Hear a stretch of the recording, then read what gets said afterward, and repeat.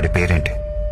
నీ ప్రాణం పోయే టైంలో కూడా నా ప్రాణం పోకుండా కరెక్ట్ గా షూట్ చేశావంటే అది ఏ హాస్పిటల్ ఎవరితో చేయిస్తున్నానని తెలుసుకోవడానికే కదా.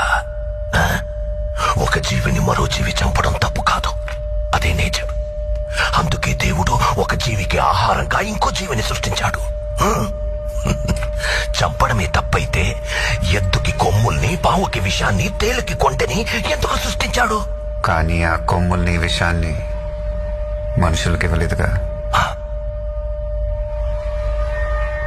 మెదడు, మనిషికి మెదడుంది కదా.